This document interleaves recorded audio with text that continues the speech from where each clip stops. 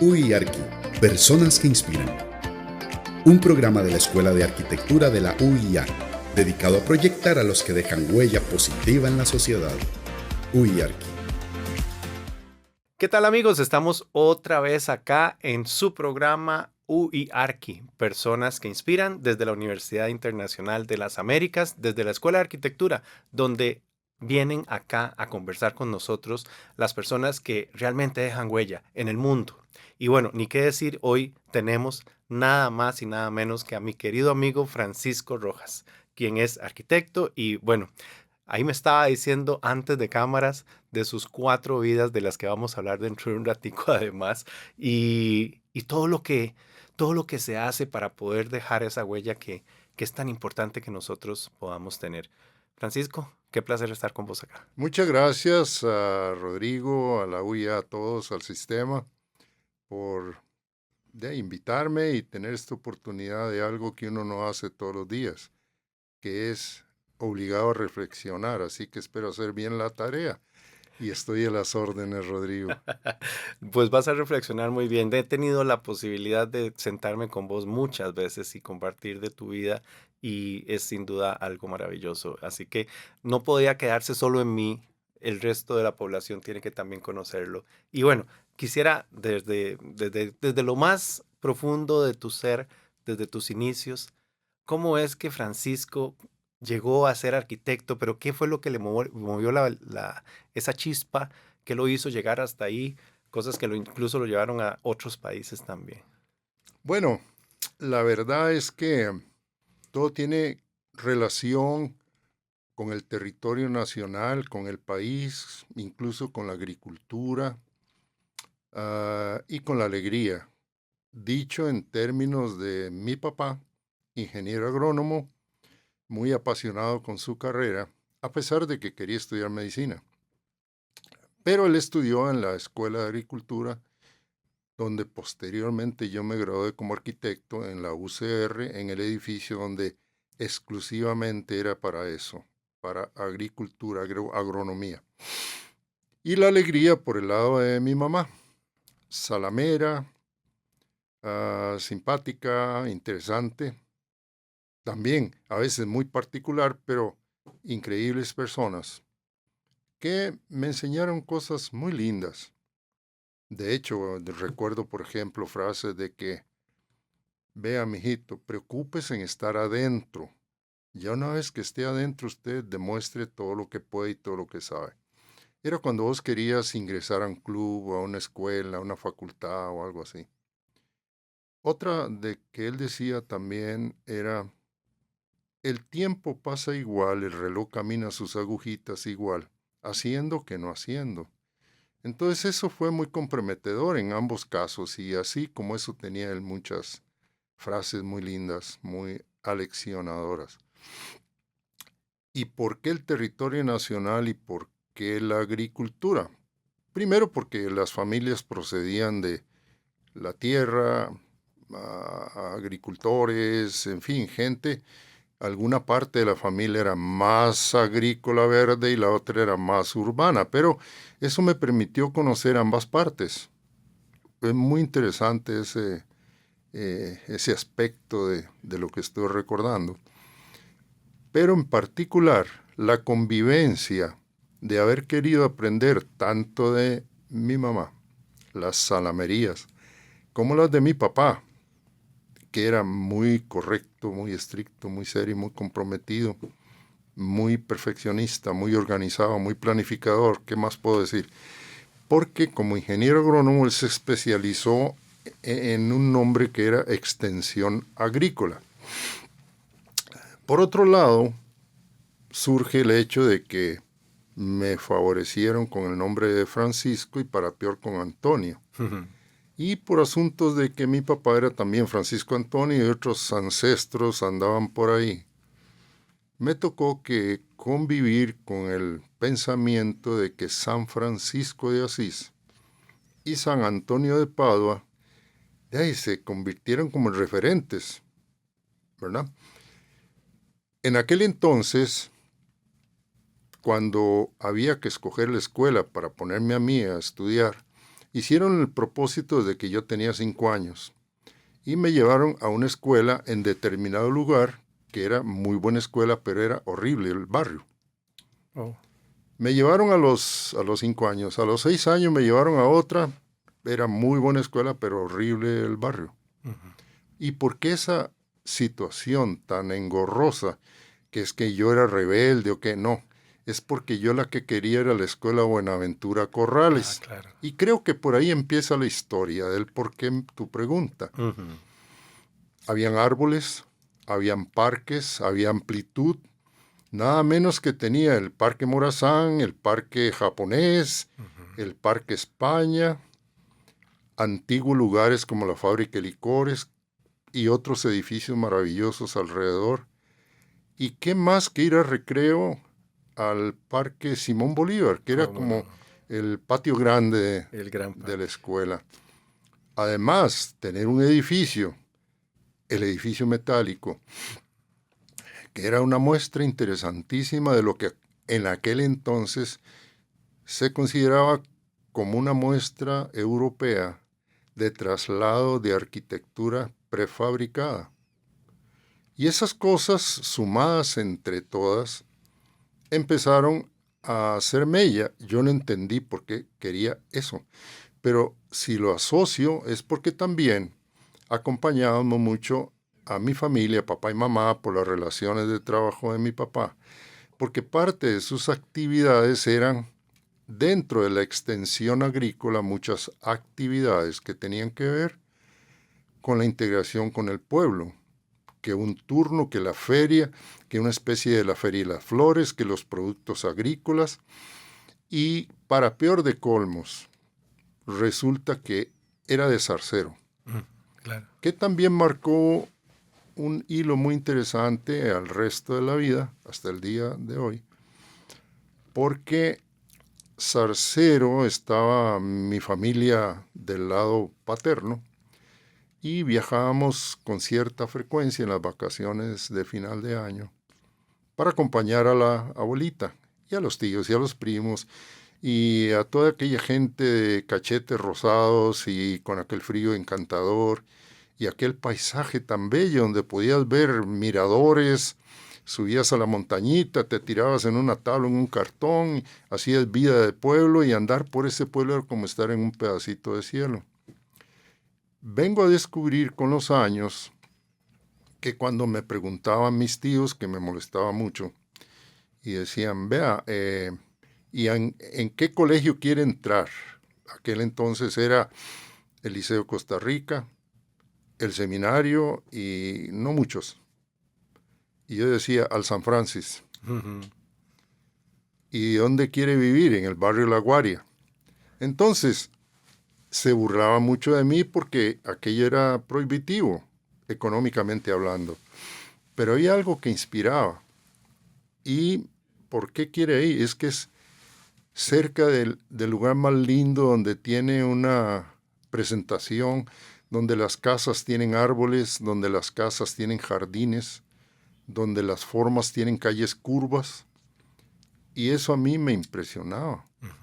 Y así por el estilo y con este tipo de cuentos, me voy imaginando que trasladarnos a distintos pueblos por razón del trabajo, estar en distintas ciudades, me empezó a hacer como un viajero constante, de bebito, de chiquito, de niño, hasta llegar a cuando mi papá fue contratado en un organismo internacional mandado para Sudamérica, donde pasó lo mismo, solo que eran países 0 kilómetros para mí.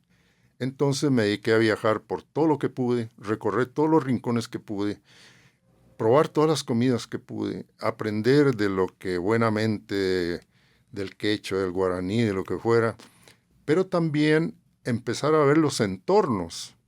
¿Por qué aquí usan poncho? ¿Pero por qué allá usan sombrero más ancho para el sol? ¿Y qué tal? Y empezó a descubrirse esa correlación de los climas, los estilos de vida, porque no era mismo estar hablando con la gente en un corredor en Paraguay, con música, con tereré, con conversación amplia en el corredor, que estar hablando con los de los Andes. ¿Por qué? Porque metete, cobijate, ponete el poncho. Entonces empezás como a descubrir que todo tiene una relación. La forma de mover la boca me llamaba la atención, ¿verdad? Cuando vos ves que los de un lenguaje mueven la boca de una manera o cierran la boca, y entonces aparece el tema de los tonos y empezás a ver que tenés una maravilla en cuanto a lo que son las expresiones. Y aquí la comunicación digamos que se diluye entre las posibilidades de lo que es hablar, pero de lo que es cantar. Y empezás a ver que el canto y la escritura y los gráficos y todo lo que es histórico, lo que tiene larga vida, pues cosas de los incas de miles de años, y las formas de reunirse y las formas de musicar. Entonces, verme metido cuando tuvimos la oportunidad, mi papá era un poco amigo de Ricardo Mora, un gran músico y guitarrista y fabricante costarricense, donde se conocieron fue en una finca en Sarapiquí, que de hecho cuando este escritor hizo una canción, Caminando me fui rumbo a Sarapiquí, todo eso era lo que representaba el noviazgo de mi papá y mi mamá. Vaya. Que cantaban precioso, igual que mis hermanos. Entonces eso generó una familia de un poco expresión musical. Un domingo, un sábado, estar reunidos todos ahí era cantando, ¿verdad? Y algunos tocando algo de guitarra. En esta familia somos 5, una hermana que se dedicó más a la parte secretarial ejecutiva administrativa, y finalmente se especializó en traductora oficial. El otro que se especializó en trabajar en temas de Instituto Nacional de Seguros, administración y esas cosas. Pero los otros, por algún motivo casi consecuente, nos hicimos arquitectos. Divertidamente me viene a la cabeza, Rodrigo, un tema. Todos los 3 arquitectos hemos colaborado ampliamente haciendo edificios religiosos. ¿Por qué? No me lo pregunte. Pero hicimos iglesias, templos. A mí me tocó inclusive que hacer hasta un albergue para sacerdotes pensionados. Una experiencia maravillosa.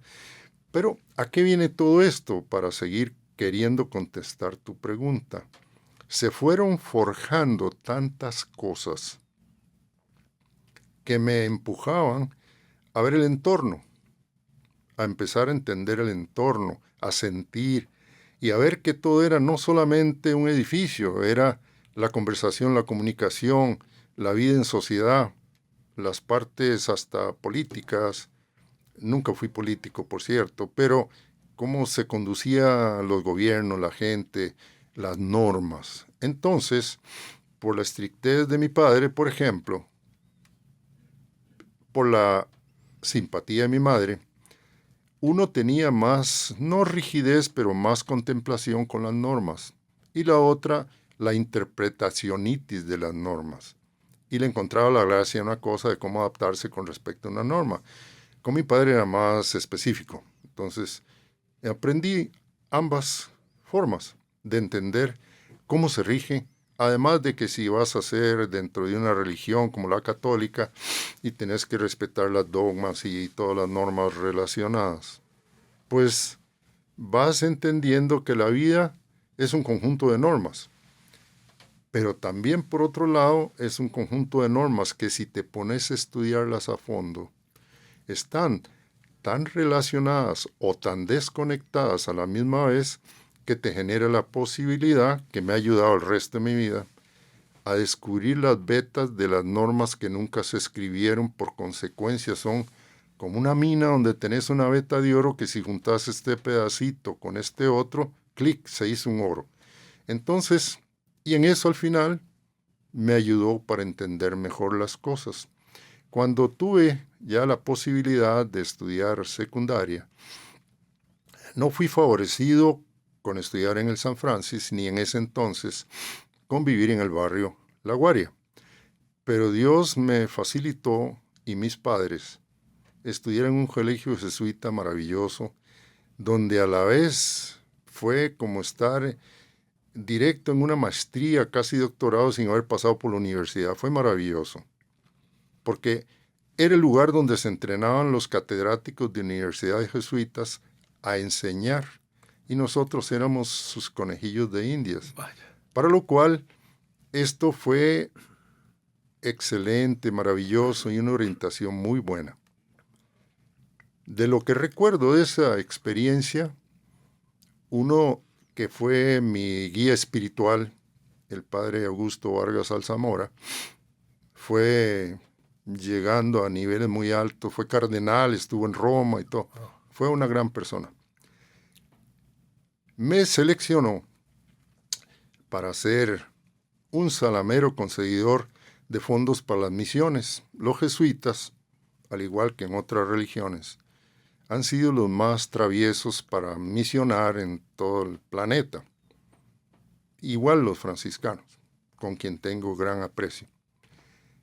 Pero resulta que yo era exonerado de los cursos con tal de ir a traer los cheques o traer aquellas valijas directas. En aquel entonces no había SIMPE ni esas cosas. Claro. Y habían cheques. Pero resulta que para hacer eso tenía que ser buen estudiante. Entonces yo me esforzaba mucho, me encantaba estudiar, siempre me encantó. Resulta que en las lecciones que daba este jesuita, Augusto Vargas Alzamora, el padre Augusto, un día me dijo algo que marcó realmente lo que puede ser una lección más que una frase, en donde hoy, aprovechándolo de verdad, es donde cada vez que pasa un año más, lo entiendo mejor, y es lo siguiente. Me dijo: Francisco, tengo que decirte algo. Es probable que termines el colegio con éxito, porque pronto lo vas a terminar. Y así fue. Estaba yo me metí en deportes, me metí en arte, me metí en los clubes de geografía, andábamos por todo el Perú y otros países como parte de la cosa académica. Efectivamente, terminé. Vas a terminar tu colegio. De fijo, inmediatamente vas a querer estudiar una carrera. Probablemente vas a estudiar más de una carrera. Que también así pasó. Probablemente vas a escoger tener una maestría o más que una maestría. Y hasta posiblemente un doctorado. Bueno, hice maestría, hice cursos de posgrado, en aquel entonces hasta a distancia, y empecé un doctorado. Pero ¿a qué viene el cuento? Él quería decirme esto: Francisco, todo lo que sepas, todo lo que aprendas, todo lo que esté en vos, entre más tengas, menos te pertenece. Wow. Imagínese que cuando él me lo dijo, y qué filosófico se me puso el padrecito Augusto, ¿verdad? Pero conforme pasa el tiempo, empezás a entenderlo de acuerdo a tu propia evolución. Y este es el momento en que estamos aquí sentados, donde puedo garantizar que si algo he captado, si algo he aprendido de todos, de la vida, de las circunstancias, de la academia, de haber tratado de enseñar, inclusive compartimos contigo muchas experiencias relacionadas con eso, sí, de ser funcionario de un colegio de profesionales, todo eso, todo ese cúmulo, realmente tenía sentido lo que el padre Augusto decía. Realmente todo lo que tenés no te pertenece. Bueno, entonces, pasando ese capítulo, la pregunta era, bueno, entonces, ¿a quién le pertenece? Esa era la siguiente pregunta que sin decirlo él me encomendó averiguar. Y sin decirlo me encomendó también el cómo hacerlo para que llegue a esos que sí le pertenecen. ¿En qué actitud puedo entrar yo a este juego de que si no me pertenece a mí, pero lo tengo aquí, ¿cómo voy a hacer para dárselo a quién y cómo dárselo? Entonces, dentro de todo este proceso, descubro otro ángulo. Y este ángulo me enseña más lo que son las redes. Las redes, todo está interconectado. Resulta que ese deseo tan amplio de querer estar en un colegio como el San Francis, me regalaron el otro, que es muy bueno, y querer vivir en un barrio tan paisajístico como en ese entonces La Guaria. Ahora hay menos que eso por las rejas y porque ya no hay tantos árboles y porque los carros ahora pasan a 10,000 por hora, aparecen los pits de Fórmula 1, etcétera. Pero sigue siendo lo que todavía es. De hecho, la casa donde vivimos es exactamente igual a casi hace 80 años. Es una casa que usted la ve, parece moderna, pero fue hecha en ladrillo. Lo cual nos enseña otra lección interesantísima. Y todo esto va orientado a contestar la pregunta de ¿por qué te hiciste arquitecto? En realidad yo no me hice, me hicieron. Claro. ¿Verdad? ¿Por qué? Porque hay varios pensamientos que ahora te van a sorprender.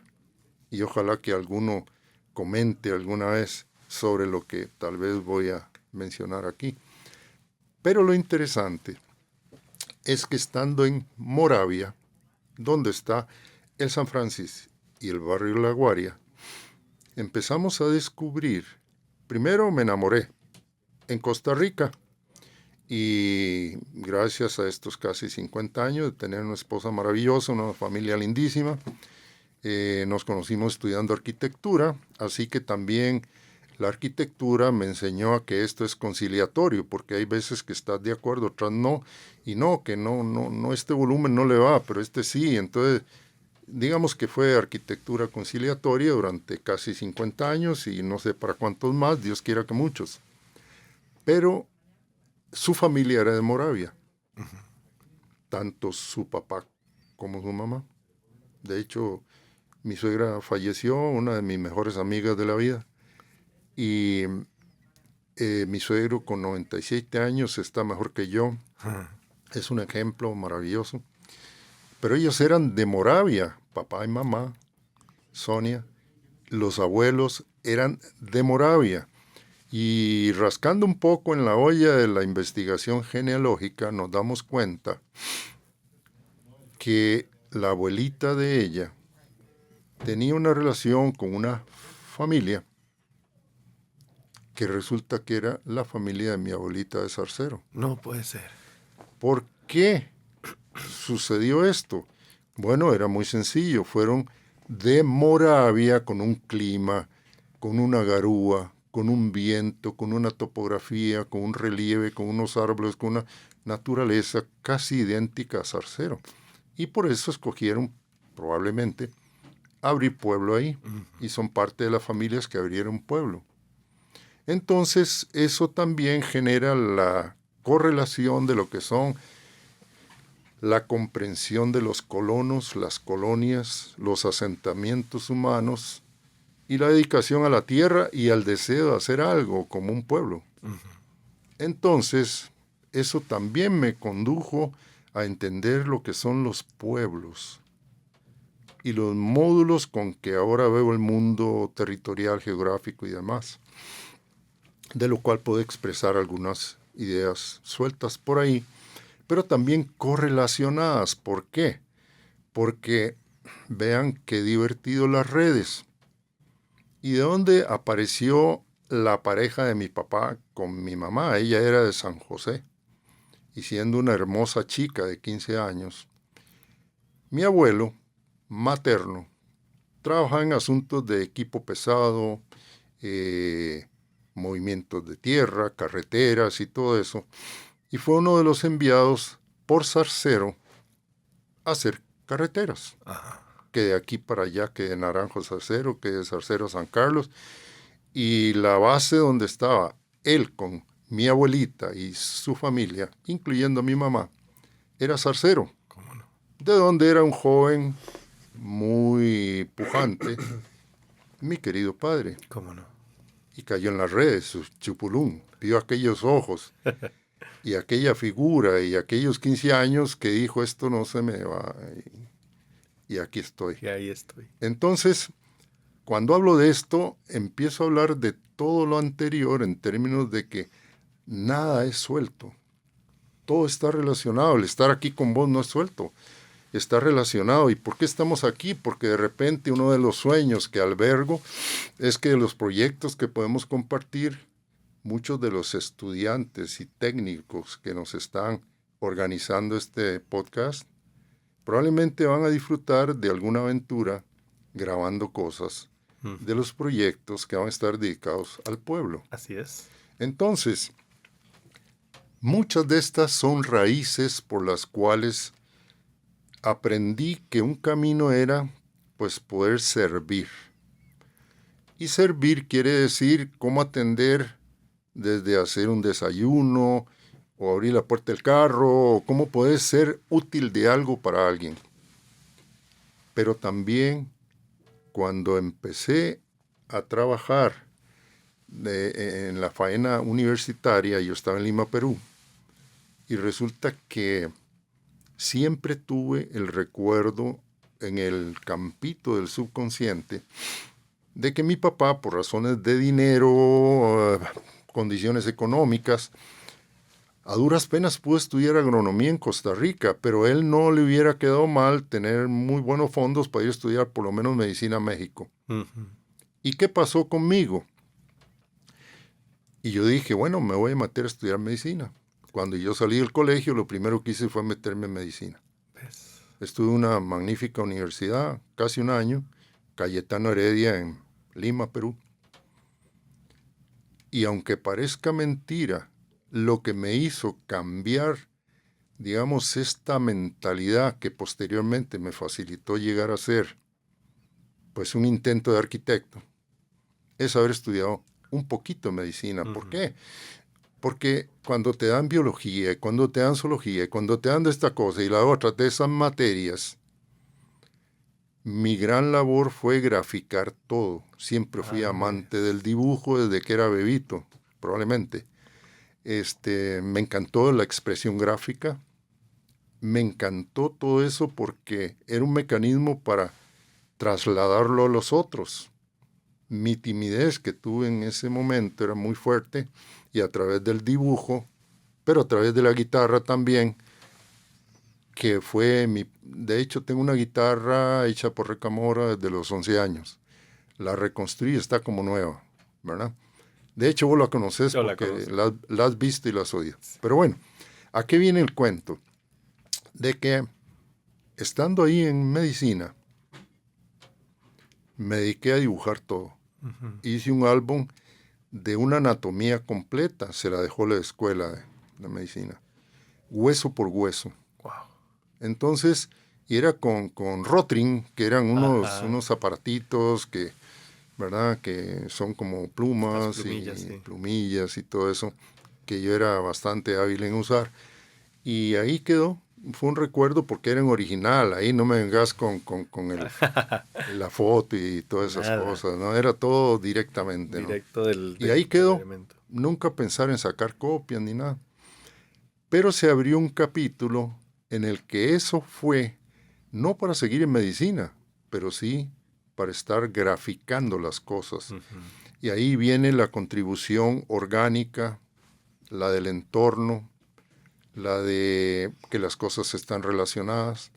Y entonces creo que por ahí, Rodrigo, no sé si la respuesta es que posiblemente fueron muchos caminos los que me fueron como empujando en una cuesta y me fueron llevando ahora por aquí, ahora por allá.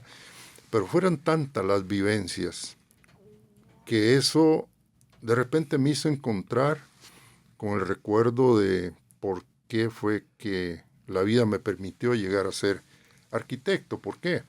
Porque la visión que me dio con todos esos factores es ver la arquitectura como un mecanismo que lo primero que me enseñó es que la arquitectura no la hacen los arquitectos. Y esa es una de las frases controversiales que para muchos puede ser. ¿Por qué? Porque yo he tenido la oportunidad de hacer bastantes, gracias a Dios, proyectos o encargos. Pero resulta que en ninguno yo compré el lote, en ninguno yo puse la plata, en ninguno yo dije que era una casa de 2 pisos, en ninguno dije que era una clínica. Entonces, ¿qué fue mi papel? Si todo lo demás me lo estaban dando. Lo que hice fue simplemente servir como herramienta para ordenar las cosas. Pero eso sí, bajo un reglamento. Y ese reglamento era que configurara bien con las condiciones del entorno, las características culturales de lo que me pedían, donde me lo pedían, para que me lo pedían.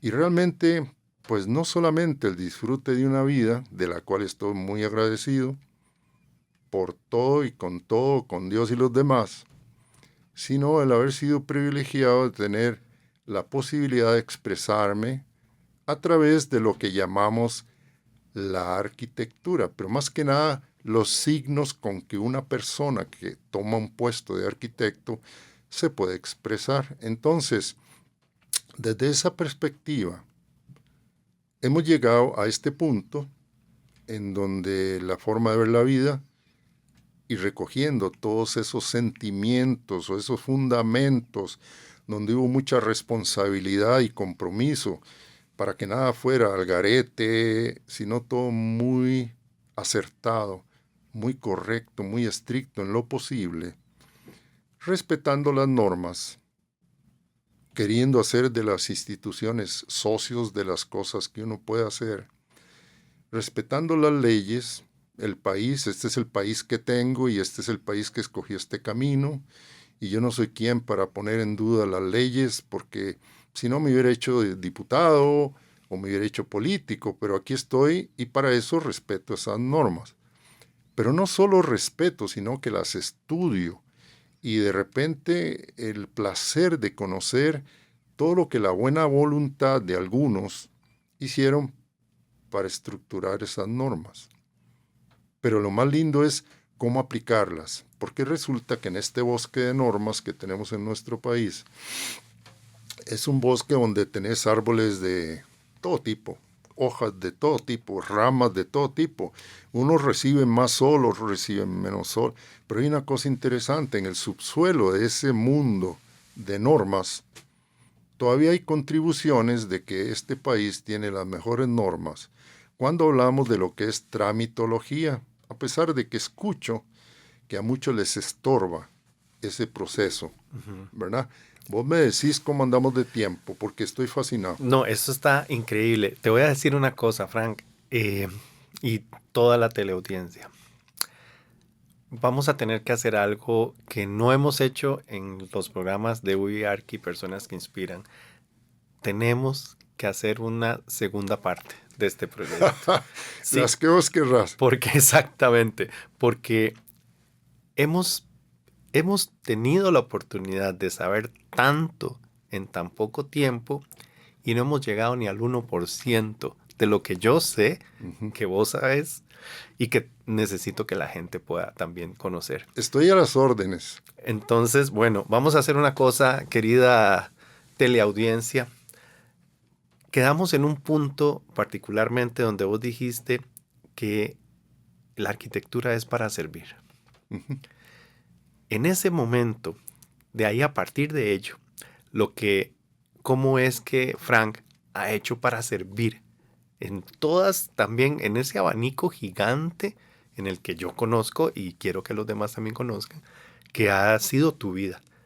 Entonces, vamos a terminar acá para esta, porque ya nos pasamos del tiempo, pero nos van a ver la próxima semana y vas a estar acá, si me permitís, por supuesto, tenerte acá. Será un placer, será una bonita reflexión y pues la espontaneidad con que me has invitado a actuar es de agradecer, porque no es nada pues estructurado ni pensado, sino simplemente recogido las vivencias. Muchas gracias y buenas tardes a todos. Gracias a vos.